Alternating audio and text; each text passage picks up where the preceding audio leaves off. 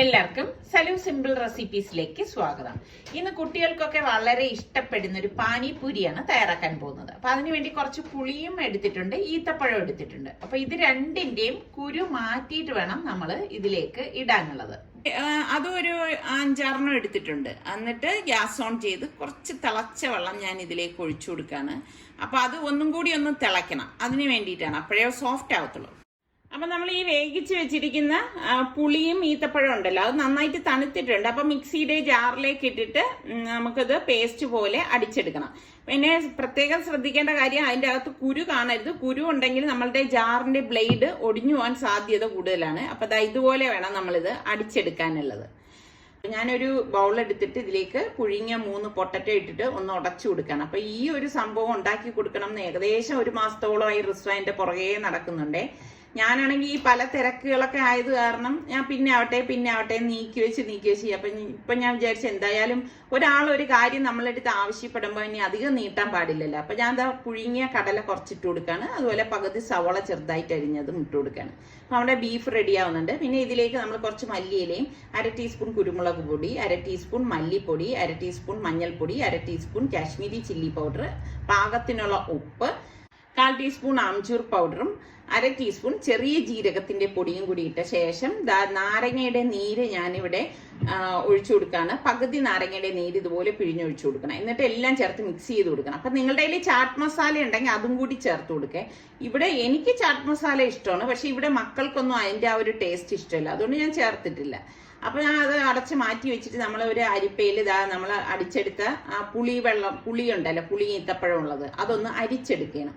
അപ്പൊ ഇതുപോലെ ഒന്ന് അരിച്ചെടുത്ത ശേഷം നമുക്ക് പാകത്തിനുള്ള വെള്ളം ഇതിലേക്ക് ഒഴിച്ചിട്ട് ഫുള്ളായിട്ട് നമുക്കൊന്ന് അരിച്ചെടുക്കണം. അരിച്ച് തന്നെ എടുക്കണേ, അല്ലെങ്കിൽ എന്താ വെച്ചാൽ അതിന്റെ കൊത്തൊക്കെ അവിടെ കാണും.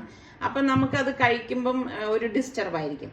അപ്പം ഇതിലേക്ക് ഞാൻ ഏകദേശം 1/2 കപ്പോളം ശർക്കരപ്പാനി, ഇച്ചിരി കട്ടിയുള്ള ശർക്കരപ്പാനി ഒഴിച്ചിട്ട് ഇതുപോലെ ഒന്ന് ഇളക്കി കൊടുക്കാണ്. ഇളക്കി കൊടുത്ത ശേഷം നമുക്കിനി ഇതിലേക്ക് കുറച്ച് പൊടികളൊക്കെ ഇട്ട് കൊടുക്കണം. അപ്പൊ ഞാൻ 1/2 ടീസ്പൂണ് കുരുമുളക് പൊടി, 1 ടീസ്പൂൺ മുളക് പൊടി, 1 ടീസ്പൂൺ ചെറിയ ജീരകത്തിന്റെ പൊടി, 1 ടീസ്പൂൺ മല്ലിപ്പൊടി, 1/2 ടീസ്പൂൺ ബ്ലാക്ക് സോൾട്ട് തന്നെ ഉപയോഗിക്കണേ. ഇങ്ങനെയൊക്കെ ഉപയോഗിക്കുമ്പോഴാണ് ആ ഒരു നോർത്ത് ഇന്ത്യൻ ടേസ്റ്റ് നമുക്ക് കിട്ടുന്നത്. എന്നിട്ട് നല്ലതുപോലെ ഒന്ന് ഇളക്കി കൊടുത്ത ശേഷം ഞാൻ ജസ്റ്റ് ഇതൊന്ന് അടുപ്പത്തേക്ക് ഒഴിച്ചു കൊടുക്കാണ്. ഒരു പാനിലേക്ക് ഒഴിച്ചു കൊടുത്തിട്ട് അതൊന്ന് തിളപ്പിക്കും കേട്ടോ. ഒന്നും കൂടി എല്ലാം കൂടി യോജിച്ച് വരാൻ വേണ്ടിയിട്ടാണ് ഇപ്പൊ അടുപ്പത്ത് വെച്ചിട്ട് ഒന്ന് തിളപ്പിച്ചെടുക്കുന്നത്.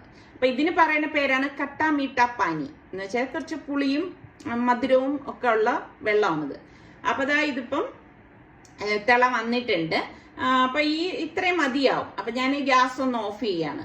അപ്പൊ നമുക്കൊരു പാനി ഉണ്ടാക്കാൻ വേണ്ടി മിക്സിയുടെ ജാറിലേക്ക് ഞാൻ 1 കൈപ്പിടി പുതിന ഇലയും 1 കൈപ്പിടി മല്ലി ഇലയും കൂടി ഇട്ട് കൊടുക്കുകയാണ്. ഇതോടൊപ്പം തന്നെ 1 പച്ചമുളകും കൂടി ഇട്ട് കൊടുക്കുന്നുണ്ട്. അതുപോലെ ഒരു ചെറിയ പീസ് ഇഞ്ചി. എന്നിട്ട് നമുക്ക് ഇതിലേക്ക് ബ്ലാക്ക് സോൾട്ട് ഇട്ട് കൊടുക്കുന്നുണ്ട് 1/2 ടീസ്പൂണ്. എന്നിട്ട് പാകത്തിനുള്ള വെള്ളം കൂടി ഒഴിച്ച് നമുക്കിതൊന്ന് അരച്ചെടുക്കണം. അപ്പൊ ഇത് നന്നായിട്ടൊന്ന് അരച്ചെടുക്കണം. അരച്ചെടുത്ത ശേഷം നമുക്കിതൊരു അരിപ്പേ കൂടി അരിച്ചൊഴിച്ചു കൊടുക്കാം. ഇതുപോലെ വേണം അരിച്ച് ഒഴിക്കാനുള്ളത്. അപ്പോൾ നമ്മളുടെ പാനിയും ഇവിടെ റെഡി ആയിട്ടുണ്ട്. പിന്നെ കുറച്ച് വെള്ളം കൂടി ഒഴിച്ച് ഞാനത് ഒന്ന് ലൂസാക്കാണ്. ആ പാനി കണ്ടിട്ടില്ലേ, നമുക്ക് കുറച്ച് ലൂസായിട്ടാണ് ഇരിക്കുന്നത്. അപ്പൊ കുറച്ചധികം വെള്ളം കൂടി ഞാൻ ഒഴിച്ചു കൊടുക്കുന്നുണ്ട്. അപ്പൊ നമ്മളുടെ പാനിയും റെഡി ആയിട്ടുണ്ട്. അപ്പൊ ഈ പാനിയിലേക്ക് ഞാൻ 1 നാരങ്ങ ഫുള്ളായിട്ട് പിഴിഞ്ഞൊഴിച്ചു കൊടുക്കാണ്. എങ്കിലേ ടേസ്റ്റ് ഉണ്ടാകത്തുള്ളൂ കേട്ടോ. പുളിപ്പൊക്കെ വേണമല്ലോ. അപ്പം 1 നാരങ്ങ തന്നെയാണ്, നല്ല ചാറുള്ളത് തന്നെയാണ് ഞാൻ ഇവിടെ എടുത്തിരിക്കുന്നത്. അപ്പൊ അതും കൂടി ഇതുപോലെ പിഴിഞ്ഞൊഴിച്ച ശേഷം 1/2 ടീസ്പൂൺ ചെറിയ ജീരകത്തിന്റെ പൊടി, 1/2 ടീസ്പൂൺ ആംചൂർ പൗഡർ, 1/2 ടീസ്പൂൺ കുരുമുളക് പൊടി, ഇത്രയും കൂടി ഇട്ടിട്ട് നന്നായിട്ടൊന്ന് മിക്സ് ചെയ്ത് കൊടുക്കും. ഞാൻ പറഞ്ഞില്ലേ, നിങ്ങളുടെ കയ്യിൽ ചാട്ട് മസാല ഉണ്ടെങ്കിൽ ഇതിലും നമ്മൾ ചാട്ട് മസാല യൂസ് ചെയ്യാം. അപ്പൊ ഞാൻ അത് ഉപയോഗിക്കുന്നില്ല, കാരണം നമ്മൾക്ക് കഴിക്കാനുള്ളതല്ലേ. ഇവിടെ കുട്ടികൾക്ക് അത് ഇഷ്ടമില്ല. അപ്പൊ അതുകൊണ്ട് ഞാൻ അത് ചേർക്കുന്നില്ല. എന്നിട്ട് നന്നായിട്ടൊന്ന് മിക്സ് ചെയ്ത് കൊടുക്കണം.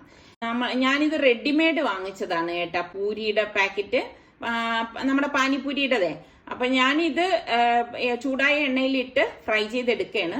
അപ്പൊ ഈ സംഭവം ഫ്രൈ ആയി വന്നപ്പോഴേക്ക് ഞാൻ എടുക്കുകയാണ്. ഞാൻ പെട്ടെന്ന് ഇതൊന്ന് റെഡിയാക്കി എടുക്കുകയാണ്. അപ്പം എണ്ണ നല്ല ചൂടാവുമ്പോഴാണ് നമ്മൾ ഇതിട്ട് ഫ്രൈ ചെയ്തെടുക്കുക. എല്ലാം ഞാൻ ഫ്രൈ ചെയ്തെടുത്തിട്ടുണ്ട്. അപ്പം നമ്മുടെ ഈ പാനിയിലേക്ക് ഞാൻ കുറച്ച് ബൂന്തി കൂടെ ഇട്ട് കൊടുക്കാണ് കേട്ടോ. അപ്പൊ നമ്മുടെ പാനിപൂരി ഇവിടെ സെറ്റ് ആയിട്ടുണ്ട്. അപ്പൊ എല്ലാവരും ഒന്ന് ട്രൈ ചെയ്ത് നോക്കാം.